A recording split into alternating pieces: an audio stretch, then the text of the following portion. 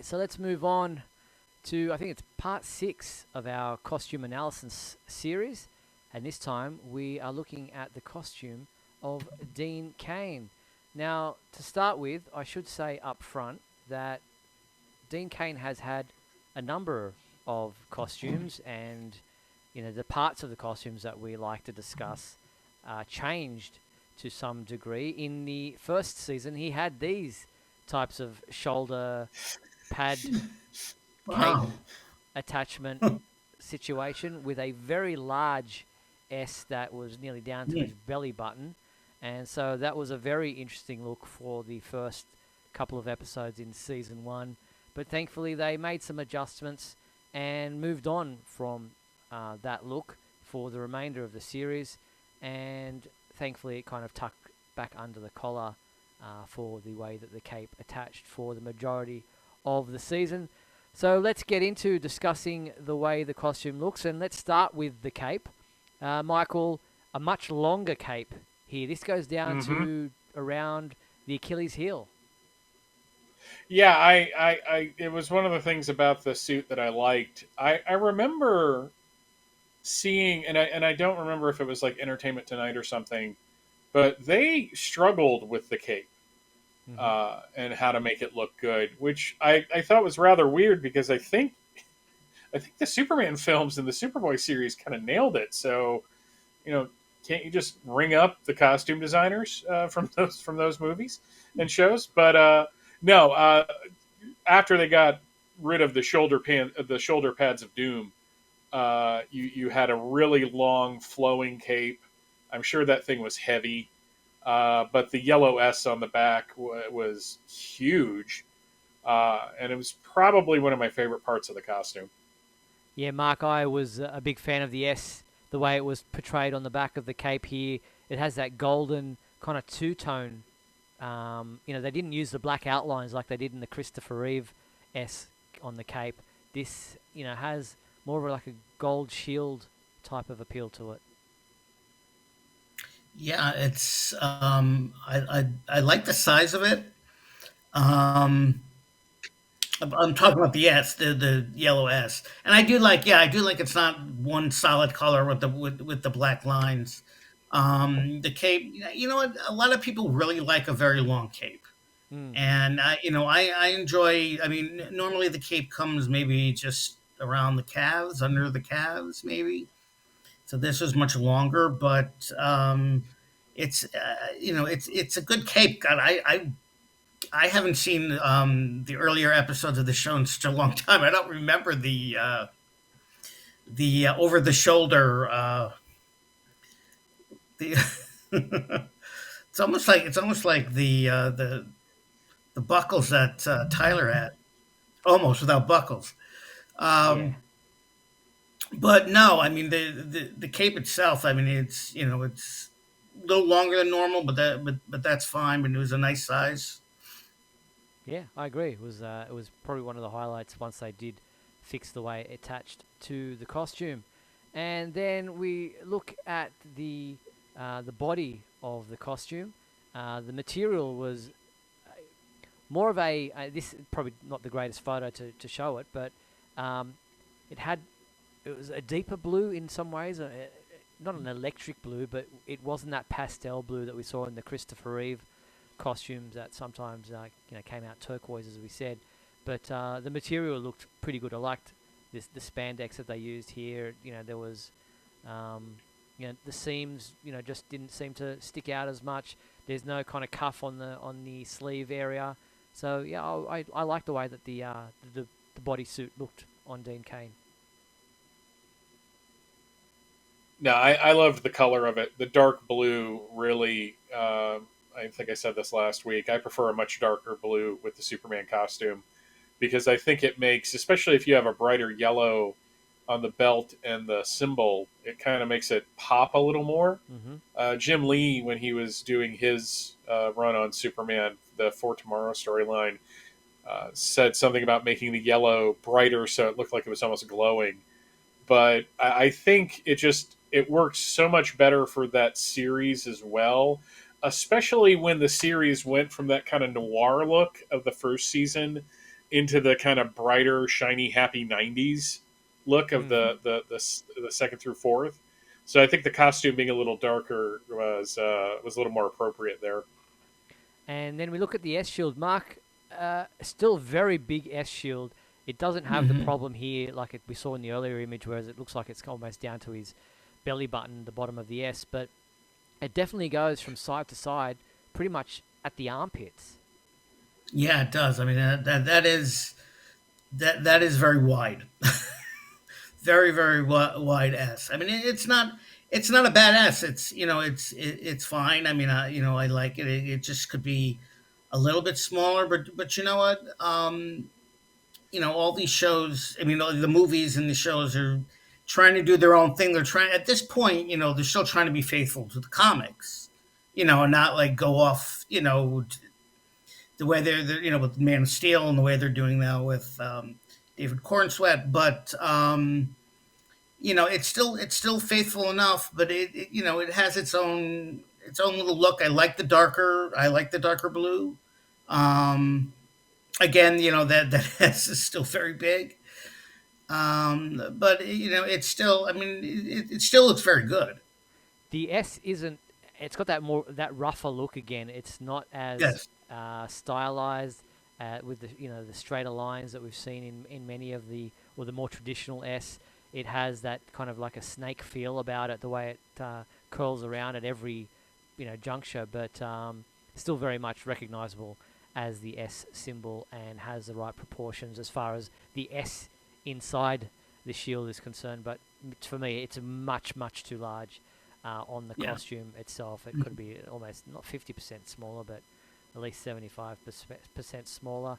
But then we go to the trunks, and they were a big part of the costume along with the belt. But the trunks, first and foremost, very stock standard, more of the brief rather than a shorts look.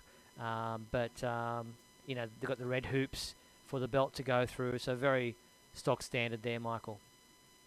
Yeah, no, nothing really to say much about them.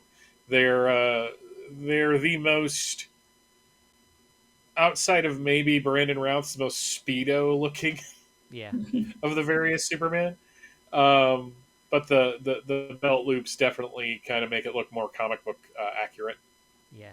Mark, and the yellow belt here is definitely a a difference from what we've seen in the past. Here they go with a rectangular block that looks like, for all intents and purposes, that it could be a compartment of some kind. It almost looks like he could, put some loose change in there for if he needed to pay for something.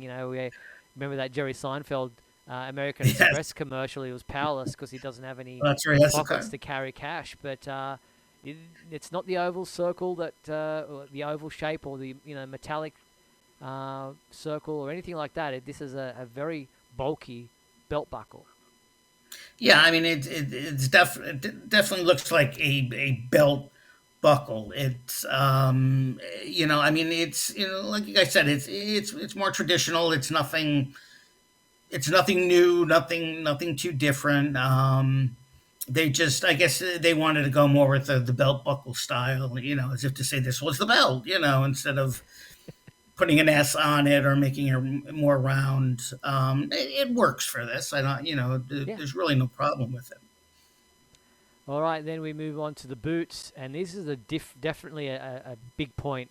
Um, Instead of having the V shaped at the front, they went the opposite way and they stuck the point upwards, pointing to the knee rather than dipping down from the knee. It still looks okay, but I thought these boots were a little bulky for my liking. But yeah, that very much that leather look, Michael.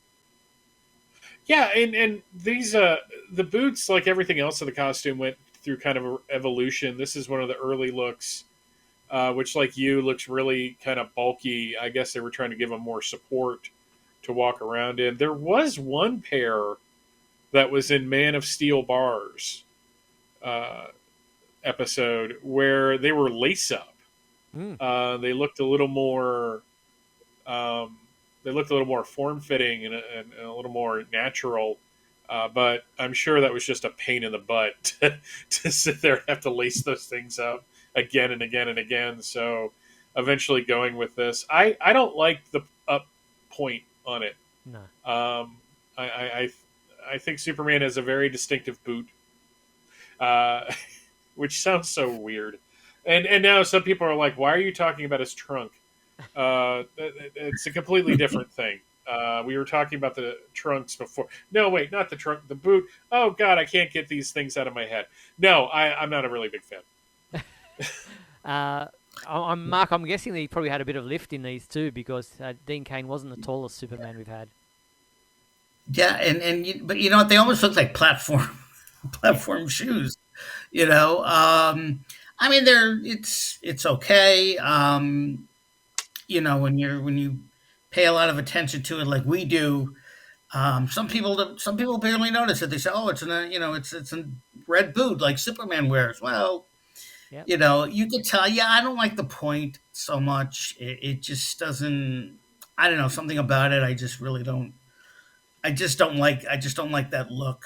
Yeah. But it's They're passable. yeah, they're passable. All right, and then we look at Dean Cain, the hairstyle, the face, the look.